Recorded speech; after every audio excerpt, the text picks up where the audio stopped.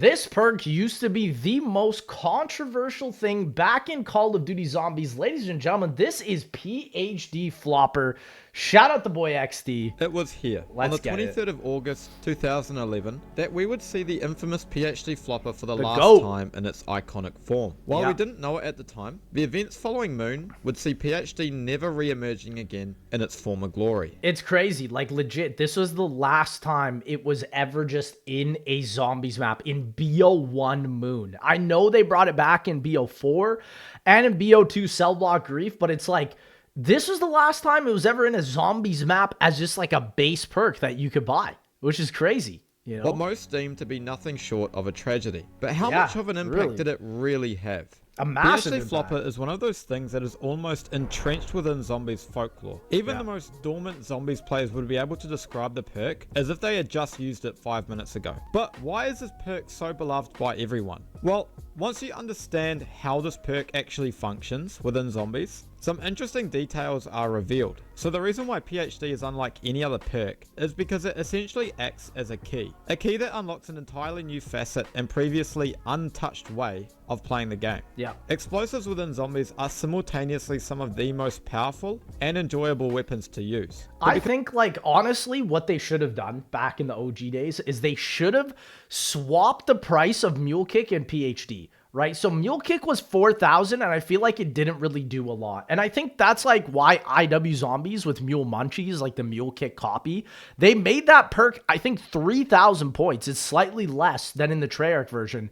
And PhD also in like Black Ops 4, I think is like 4,500 points. So it's like, that's where I think that was a smart idea to do. You know, instead of just axing it completely from the game, because I feel like they lost so many players by doing that, you know? Because they deal such high damage to the player, they're practically unusable, essentially locked behind this game mechanic. But what PhD Flopper does is remove that barrier entirely, and as such, providing you access to all these weapons that are all more powerful than almost any other gun within the game. Well, and here's the other thing, right? It was mainly because, I'm going to just take out my webcam here, just because of the Mustang and Sally's up there. That one shot until 17, and even up until 30, 40, and 50, you could use them and still be viable.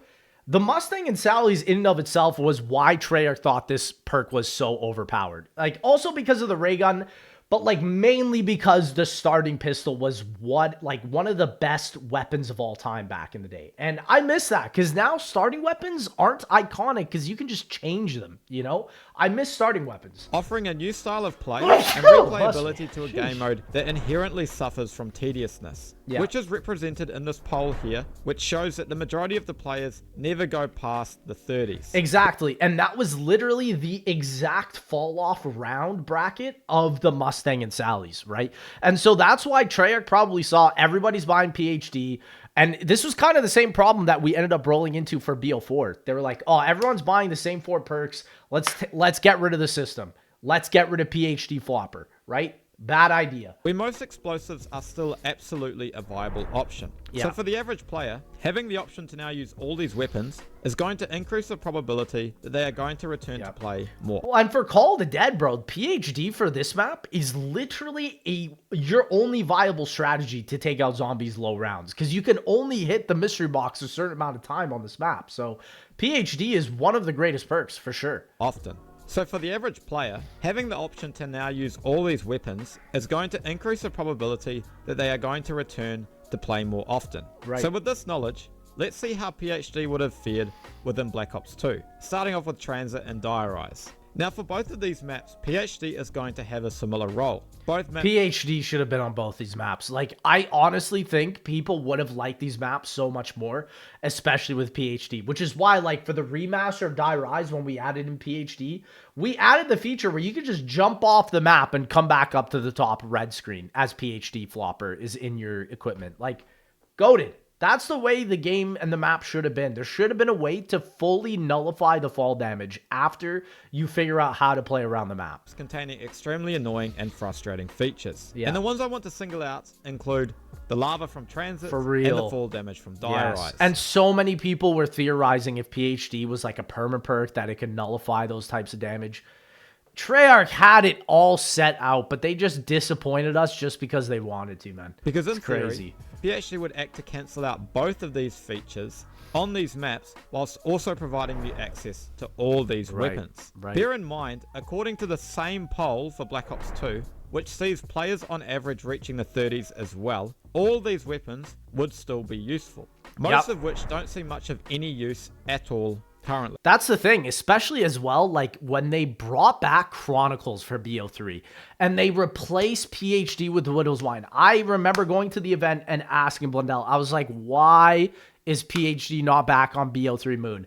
And bro just said, we felt like Widow's Wine just felt the map, like fit the map better more, which to me was a lazy excuse. I don't actually agree with that. I think Widow's Wine is one of the worst additions to a lot of different Chronicles maps. Some maps it works good on, but not the BO1 maps, for sure. So using the same logic as Black Ops 1, PhD will have a similar effect, providing a new level of gameplay. But with these two maps, PhD has additional benefits. While yes, the lava on transit does provide a good obstacle, there's already too much going on in the map. Not having to worry about damage from lava would, in theory, make the other features more bearable. I fully agree. I think Treyarch just wanted us to suffer back in the BO2 days. Like, that was kind of Zelensky's whole deal.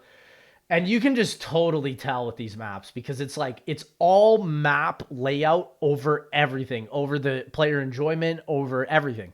And it's just not good game design. Dire-Rise is full damage too. Plus, I mean, I feel dolphin diving around Dire-Rise would be an absolute blast. For real. Well. For PhD on transit, the best place would have to be the town. And honestly, like, this is why I prefer the BO3 Die-Rise over BO2, because BO2s, you can only do so much with the limited tools that it gives you.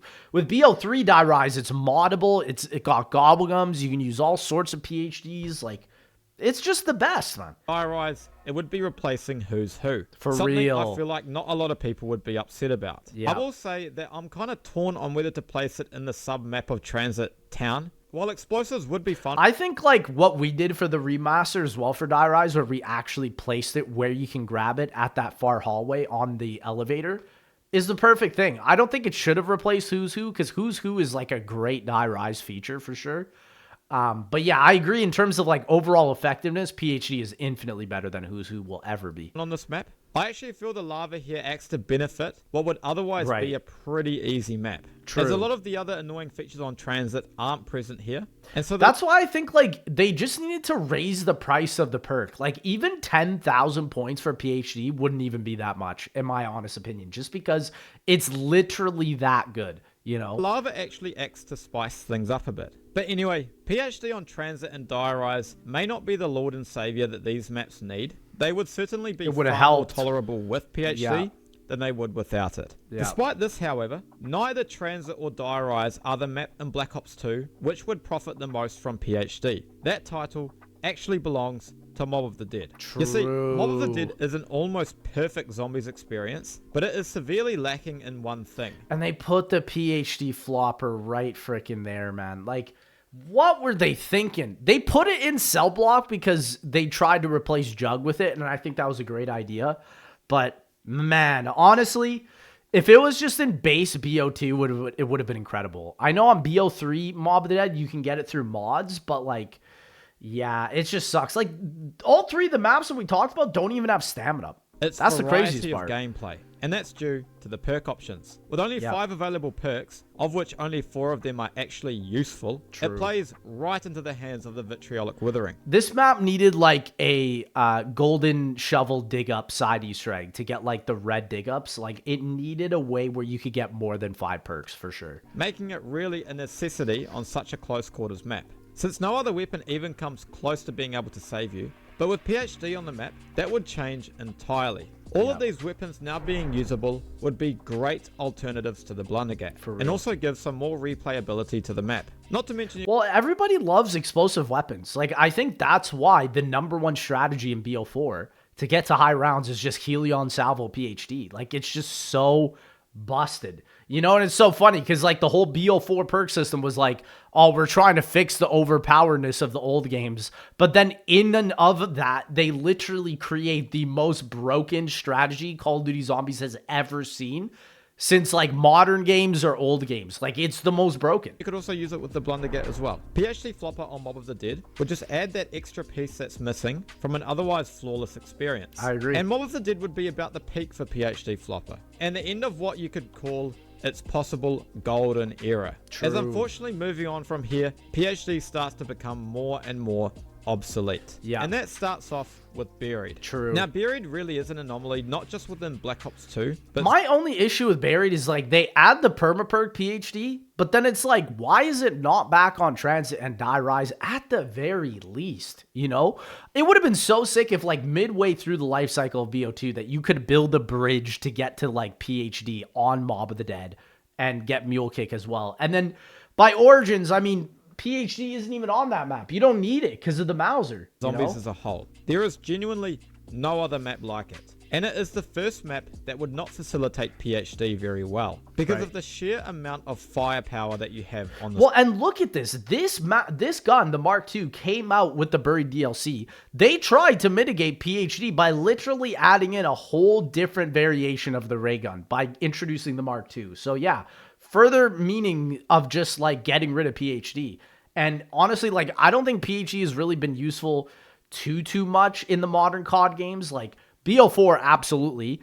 Cold War, mainly just for traveling. Like PhD is now a movement perk, which is kind of interesting. It wasn't never a movement perk. It was more so about the damage than anything. Map. I mean, you have so much variety here, just with wall weapons alone, that having more weapons viable through PhD would completely oversaturate the map. This map needs some less than ideal weapons floating around to balance it out a bit. And I mean, we can see this as well through perma PhD. Arguably, well, and that's the other thing. Like, they'll add the perma teddy bear perk where you can instantly get wonder weapons from the box on this map and perma PhD, but then they won't add it back on the previous maps. It's so bizarre. Just as good as normal PhD, since it's free and doesn't use up a perk slot, yet it's almost always neglected. Despite the fact that of all the maps within Zombies up until this point, this is the map where you can pack-a-punch the starting weapon the fastest. Exactly. I mean, with the bank, you could have Mustang and Sally's round 1, absolutely no problem at all. And like, I like perma PhD on this map. I do. I just wish they would have brought it back into Transit and Die Rise. So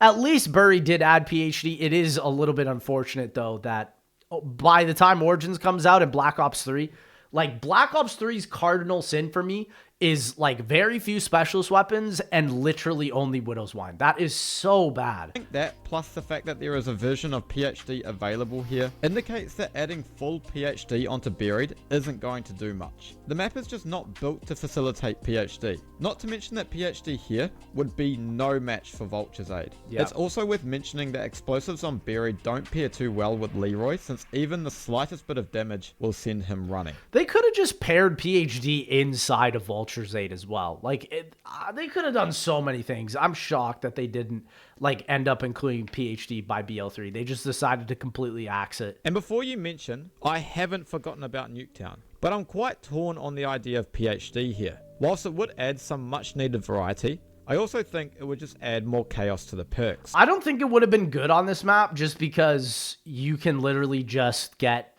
through this map by, it's like the combat training of zombies, right? Like, I think adding in the Mustang and Sally on this map would have been counterproductive. But yeah, mainly Transit and Die Rise, because they're just so much more gargantuan than this, you know? But now it's time to move on to the bigger question. Black Ops 3. For How real. would PhD fare in Black Ops 3? Exactly. Unfortunately, not very well. You see, throughout Black Ops 2, there was a general trend set in place. Previously, the mode had been primarily gameplay focused, i.e. get your weapons, perks, and take out the zombies. But that changed over the course of Black Ops 2, as objective-based gameplay began to gain traction, until it eventually took over in Origins and the start of Black Ops 3. Yep. Despite the seemingly painful omission of PhD from BO3's... I mean, they could have still had it on the MR6. And I know, like, someone's going to say, oh, Danger Closest Gobblegum, 3 rounds of no explosive damage. It's like, dog, who cares? Like, everybody would rather run better Gobblegums. That's why... in this game, the answer for missing perks was just, oh, we'll make a Gobblegum for that. Like, with Slaughter Slide, they were like, oh, the community made Banana Colada. Let's just make a Gobblegum for that. Nah, man. Like, that was another massive mistake with this game, is that Activision got kind of greedy and just decided, let's just throw all the cool stuff that everybody wants into the Gobblegum system. And that was not it, man. The reality is, PhD does not really belong in this game. I agree. agree. And I don't mean that in a bad way. No, I mean, I get if it was it. in the game, it would have made a fun addition, but it would not have been anywhere near as amazing as what people make it out to be. It wouldn't have been amazing just because there are so many things already that make you overpowered, right? Like the Gobblegum system, the crazy wonder weapons, the specialist weapons. Like there's so many different things by BO3 that's how they decided to fix PhD. They just said, let's add more overpowered options so that they don't always pick PhD flopper, right? Black Ops 3, for the most part, is not a game where you just hop on to take out the zombies, which is what PhD specializes in. Yeah. I mean, even if you wanted to use explosives, you've got Danger Closest. It's not the same, but again, you could argue it's just as good. Because I wish they made an ultra rare mega version of this Gobblegum that would be like, when you pop it for one game, it just gives you infinite no explosive damage. Because it's like they tried to add this in to mitigate like people's enjoyment from perma-perks from BO2, and then also like the overpoweredness of PhD from BO1 as a BO3 Gobblegum, and it just didn't work. It just didn't hit as great as it did in the OG games. A, it's free, and B, it doesn't take up a perk slot. And if you really wanted, you could make it last an entire game as well by continuously spinning the Gobblegum. But I'm willing to... Yeah, but it's like nobody wants to waste one Gobblegum out of the 5-pack just for 0 explosive damage when there's so many better avenues, you know? bet that most of you probably don't do that because it's not why you play this game. Exactly. And even if that is why you play Black Ops 3, there's so many good weapons, not even mentioning double pack-a-punch, that there's no need for more variety. Exactly. Double pap, I think, was the nail in the coffin. Like, as soon as you could just infinitely take out zombies with Deadwire, who cares about PhD, you know? And much like Buried, you need some balance within the box. Yeah. It might seem disappointing that all the hype around Banana Colada back in the day was a bit misinformed. It would have been nice to have, but likely would not have added... That's what I'm saying. They just threw everything in the Gobblegums, man. And then by BO4, they're like, oh, we don't care. We're making this super microtransaction heavy. And then that's why the BO4 Elixir system failed. Like, this is kind of what gets me a little bit scared about them adding Gobblegum for BO7, because I don't think it was a success either for BO6. And so it's like, what is going to happen with the future of Gobblegum, but also like the future of stuff like PhD, where it's going to be a part of that system? Much to I don't know, man. PhD Flopper truly was at its peak in Black Ops 1 and would have continued quite nicely into the first half of Black Ops 2 and probably would have saved the disastrous launch that Black Ops 2 had. Well, and the other thing also is like, because you can change your loadout weapon now, nobody cares about PhD. It doesn't have the same hype as it used to, because it's like, you can just spawn with the freaking best weapon of all time. Who cares if you need PhD? You're already just killing everything, you know? Which makes the teasers of PhD on both Dire Eyes and Mob of the Dead so useless. A bit painful. Yeah. Although the fairy tale run of PhD through into Black Ops 3 is a bit of a myth. Even the legendary PhD Flopper is not subject to the changes that are made to the game mode over time. Yeah. But at the same time, I'm okay with PhD solely existing in Black Ops 1 Zombies. It was a time when general gameplay and explosive weapons were at their peak in terms of enjoyment. Yeah. And it provides a valid reason to go back. I think this is something I really love about BO1, is like BO1, you felt limited. Like, that's not something that you get in modern zombie games. You got your specialist weapon, you got the wonder weapons, you got this side quest that can instantly get you the ray gun. There's always like options, but like in BO1, it was literally, I must keep this M1911 to get PhD or else I am cooked by round 20. Right? And that's what I miss, man. It's that limited options that actually make the game have identity. I feel like Treyarch does not understand that. They do not get what made PhD so significant in BO1 and BO2. And that's the reason why nobody talks about anything in zombie mechanics like PhD back in the day, because it was just so goated. It was the only way. But now, I don't think we'll ever get a perk like this. So it's really sad to say that. And visit the older games as well. Yeah. As always, let me know what you think down below. Great video, XD, man. I imagine this one might stir up a few. Yeah. And that's okay. And as always... No, this is a great video because I'm going to be for real, XD. This is going to show the divide between casual zombie fans and modern zombie fans for sure.